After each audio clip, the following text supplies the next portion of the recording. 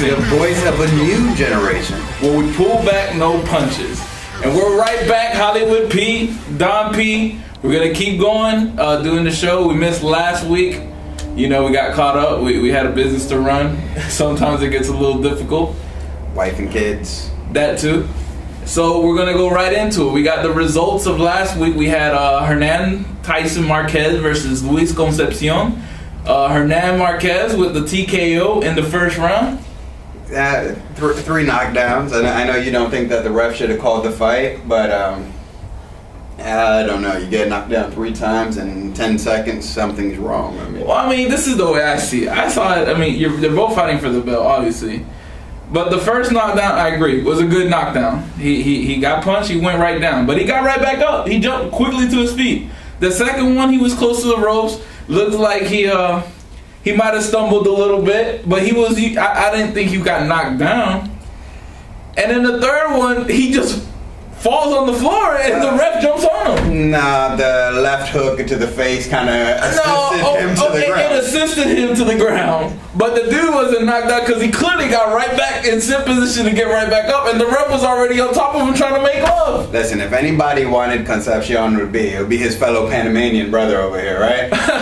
I didn't like what I saw, but it is what it is. All I'm saying is, they're in the hometown. The ref is trying to make love to Concepcion. Take a look out on YouTube if you missed the fight. Let us know what you think. But yeah. All right, we'll move on. Okay. Ivan Calderon versus Felipe Rivas. Split decision for Calderon. Not looking good for my man. He was supposed to win that one, right? This was a gimme fight. The guy he fought had like 9 wins, 9 losses, and then he barely pulls out a fucking decision. They need to pay more attention to who he's putting his fighter up against, or maybe train a little bit better. Calderon, you're looking like you're either going downward, brother, and you might need to hang it up if this is what it's leading to. You know, people thought of him as a baby Mayweather. His defense is impeccable, boxing skills perfect. And now, I mean, you're almost drawing against guys that shouldn't even be in the ring with you. You need to reevaluate yourself in the mirror. Next. Wilfredo Vazquez Jr. versus Robert Carlos Leyva. I have not seen this one. I'm going to leave that one up. Well, I saw it. Wilfredo Vazquez did exactly what he had to do. He went in there, boxed, threw his power punches by the 3rd round. He got Leyva out. He's out here, he's trying to make a statement, trying to make some noise so he can get that fight with Solis again, or he can get Donaire. I mean, I think he's even calling out Donaire now. So why would he do that to himself? He wants to fight, man. It'd be a good fight. I still think Donaire might beat him. You know, I'm gonna roll my Boricua brother, but Donaire might have him. Nah, I think it'd be a good fight, nonetheless. Donaire would have him. All right. Moving to the next one, we got the upcoming fights. We got Sergio Mora versus Shibata Flores. Next.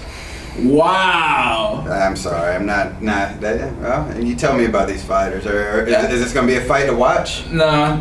Truth be told, the Shibata Flores prime was in the mid 2000s.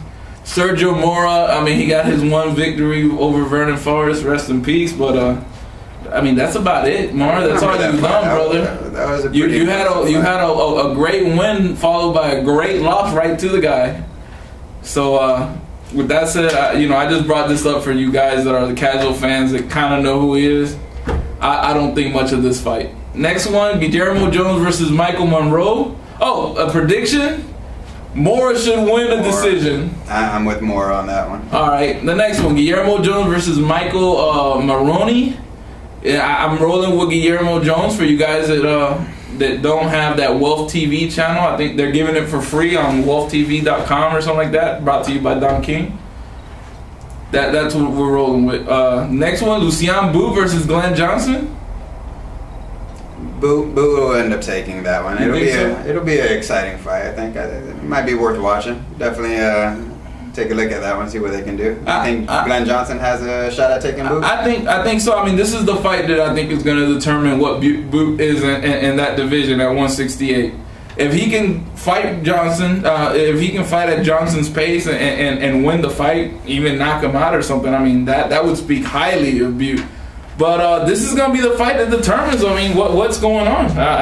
Either he's gonna be good and win, or he's gonna stay back. I mean, everybody's saying it like he's the champ at 168, but he wasn't even in the tournament.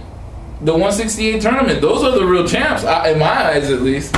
So move it along. I think Bute should win. If he does it impressively, it's something to look for in the future. Glen Johnson's a harder worker, right? Glen Johnson is definitely the harder worker, so it wouldn't even surprise me for him to win. It could go both ways. It's a coin toss. I'll roll with Boo. I'm rolling with the youth on this fight, but it is a coin toss. Robert Stieglitz versus Mikkel Kessler. It looks like they're putting somebody in front of Kessler, trying to make some more money off of him after he got his butt whipped in the 168 division tournament. I think that's pretty much all there is to say about that one. Kessler. All right. So next is going to be Chris Arreola versus Rafael Butler. You got Chris Arreola. Arreola is an exciting fighter when he fights. You know, he's always going to go in there. He's always going to try to make a fight out of the fight, and going to throw his wild bombs to try to knock somebody out. For that reason, I'm going to watch the fight. I think a lot of us are going to watch the fight. But Butler's going to have his 12th loss. Areola's coming back. They're trying to get him to fight the other Klitschko brother, Vladimir. So that'll give him his third loss right there. I'm not too sure why they're trying to set that. I like Arreola. I think he's fun to watch. I think he has a lot of strength, and if he could come into there with some good shape and work hard. I mean, I read up about him. I'm not gonna say I'm a professional Arreola sponsor or nothing, but reading up on the guy, everybody says that his work ethic isn't there. I don't know. That's what they say. So hopefully, I mean, this one should be a gimme fight for Arreola. Hopefully, leading to a title shot for him. I just don't think he can beat either the Klitschkos at this moment. I just think they're the dominant people at the top, and it's gonna be like that until they decide to retire or fight each other. I don't think that ever happened. It'll happen. All right, and then the last one, the most exciting fight of the weekend: James Kirkland versus Alfredo Angulo. I'm looking forward to that one. That one is going to be a haymaker, spectacular show. Problem with it, though, is it's coming on the same time as my big game, LSU versus Alabama, for you college football fans out there. So we might have to TiVo this one. I don't know, but I'm definitely going to watch that one. Alfredo Angulo, he's definitely a more defensive fighter.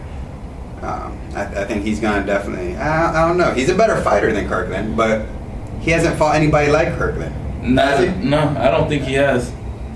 Not to my knowledge. I mean, the only guy he's fought of decent talent, I'd say, would be Kermit Cintron, who put him down. And Cintron outboxed him. I mean, he took him to school. Cintron's a boxer. Kirkland's no. Cintron's a power puncher. He's like in box. Right. Well, we'll see. I know Kirkland is going to get punched a lot. He only been knocked out that once, which... That's it, yeah. James Kirkland got knocked out by the feather fist, so... this one's going to be a toss-up. It's either going to show James Kirkland's chin, if he's recovered his chin, or it's going to show, Alfredo Angulo getting outboxed again. Yeah, we'll see. At least Kirkland didn't have any excuses when he lost. Oh, absolutely not. So who do you got in this one? It's close, but I'm gonna go with Kirkland. I think he's an exciting boxer, and I don't know if Alfredo is gonna be able to withstand the fury. I'm gonna play devil's advocate. I'm gonna roll with Alfredo Angulo. We'll see who gets this one. Now we're gonna move it on to news. We got Stewart is gonna train Gamboa. What are your thoughts on that? That's your boy right there. If it ain't broke, don't fix it. I understand Stewart is a great trainer, but there's going to be a lot lost in translation. Gamboa doesn't speak English. Not to my knowledge. Or if he does, I'm sure it's not that great. Does Stewart speak Spanish? Not he might, though. No, I think he's like Don King. Viva Puerto Rico! Viva Cuba! I don't know. I mean, I hope it doesn't hurt him. Gamboa is one of my favorite boxers out there, and I think he has a great future ahead of him. I hope that this isn't going to be a bad decision, but it definitely could be worse. I mean, Stewart Emmanuel is definitely one of the best trainers out there, so... Man, I'm of the thought process. If it ain't broke, don't fix it. He's been exciting for all his fights so far. He's been doing what everybody wants him to do, to go in there and fight and try to knock people out. if it's not broke, don't fix. But if he's able to learn something from it, what is he gonna learn? I mean, I'm sure Emmanuel Stewart has plenty to teach him. But this is the thing, man. Emmanuel Stewart, if he's gonna teach him something, he's gonna teach him something, you know, from the time that they're young and progress them up. He doesn't do that. But I know that, but I'm saying that's what I'm saying. I'm saying this is a guy that in Cuba was brought up in that system from the time he was like 4 or 5. This dude has been boxing, and technically he is sound. He knows what to do. So what is Stewart going to teach him that he doesn't already know? The things that he doesn't already know, which is why he's going with Stewart. I hope it works out. I hope it does. A little scary, but I'm sure it will. And then now we move on. I mean, now they're saying now Gamboa versus Rios. You know, I'm going to leave it at that. I mean, you guys comment on it. Let us know what you guys think about Gamboa versus Rio, but realistically, I mean, why are they even bringing it? He's 2 weight classes over Gamboa. Why are they even throwing it out there without Gamboa fighting, not even in 130 yet? It's beyond me. It's just a rumor. There's other people that I would rather see him fight right now. And I agree. The next rumor, Juanma Lopez versus Nonito Donaire. They're talking about that now. It's not going to happen. Juanma is going to keep on running. I hope Juanma doesn't take the fight. I think he needs the fight. He needs to go avenge his last loss, and then see if he can deal with Donaire. I mean, Donaire is fast and powerful. Well, Donaire's been calling him out, but Juanma says, "Listen, he'll fight. I'll fight you, Donaire, but it has to be before tomorrow." I mean, he's giving him a time frame. He said he's moving up in weight, which is good. I'm glad he does, but he says it has to be the right price, the right time. He says he wants to fight in February 2012, June, and then he's going to move up a division. This is a fight that we want to see. I agree. I think it'd be a lot of fireworks. I don't think Juanma wants this fight. I mean, I didn't get that impression that he wants to fight. Donaire wants to fight. Now, I understand Juanma has done more than Donaire, but it's kind of getting up to that level now. I think Donaire has definitely made a name for himself, and I think he would take it. I agree. Yeah? I completely agree. Juanma prove us wrong. Take the fight. The next one, we got Alvarez versus Cintron, and Alvarez versus Solis. Why your boy Alvarez got to beat up on that man? It's not true. What? Alvarez, why you gotta beat up on Solis? You outweigh him by like 50 pounds. Solis says Alvarez knocked him out, punched him, hurt his face, broke his jaw, some couple teeth missing. Apparently, Solis says that Alvarez did that because him and Alvarez's girlfriend were getting close. Solis, I'm sure Alvarez has his girl under control. Alvarez denies it. I believe my boy Alvarez. He doesn't need to mess up some. But why is Suleiman over here trying to pay doctor bills for Solis on behalf of Alvarez if Alvarez didn't do it? You know what? I'm sure he asked for it. Why would he there's no need to. All I'm saying, Alvarez, come on, bro. Hey, you're beating up somebody you outweigh by 50 pounds. Doesn't matter. That's like Klitschko coming in and fighting you. If a midget came and licked my girl's neck, I would knock the midget out. Now, Alvarez versus Cintron, what are your thoughts on that? I think Alvarez... Oh, first of all, that was the first time Alvarez fought somebody worth fighting. So applaud Alvarez for fighting Solis. Oh, are you an Alvarez hater? Alvarez is the truth. Alvarez... Hey, all I'm saying is, you finally found a world champion. It might not have been in your weight division, but you finally fought one. So applaud Alvarez for that. Punching him one time and knocking him out isn't necessary fighting. He's teaching him a lesson. Stay away from his girl. All right, stay away from people's girls. All right, now fast forward. Alvarez versus Cintron. Alvarez. I think Alvarez would take Cintron. I think this one can go either way. I think we'll go more into detail over it when the fight gets closer. I would love to see that fight. I'm ready. It's gonna get done. He needs to get that fight, maybe a couple more strong fights, and I think in 2 years Alvarez is going to be one of the top in the division. Let's go back. We'll rewind back to 2011 when we're in 2013. We will. And then, man, they're talking about Malignaggi versus Maidana. Really? Does anybody want to see Malignaggi fight? I mean, honestly, he's going to run over. I mean, Maidana will try to make it exciting going after him and trying to knock him out, but really? Do we want to see somebody run for 12 rounds? No. So, and that concludes that.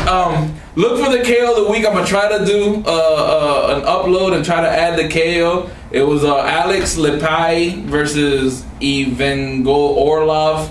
Something like that. What I'll do is, if I can't load it up with this video, I'll put it in the comment section or something, and you guys can click on it and let us know what you think of that. The KTFO. That was a nice knockout. You definitely want to watch that. The KTFO of the week. Haven't seen a good uppercut, a clean uppercut to put down a giant. The guy looked like a giant in the ring. Yeah, Jolly Green Giant went down hard. And Alex, he kind of looked like Arreola, just a little miniature version.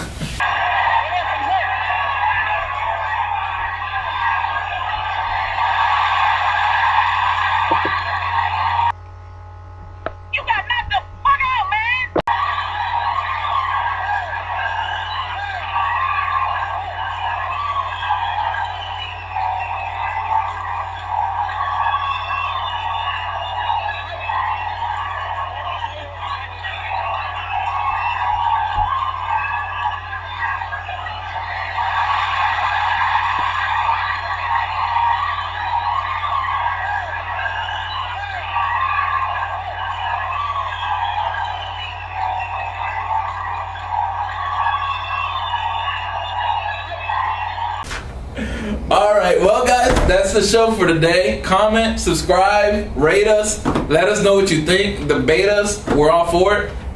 Twitter us, P4P_boxing. Get us there. Anything else? Omar Henry, thanks for the comment back, brother. Omar, thanks for not taking anything personal. All right. Yeah, there's a lot of salty people out there that would have cried about what we said. I like you more knowing you have a good sense of humor. All right. And that's it. That's the wrap up, right? That's the wrap up. So this is Pound for Pound Boxing, the voice of a new generation. where we pull back, no punches.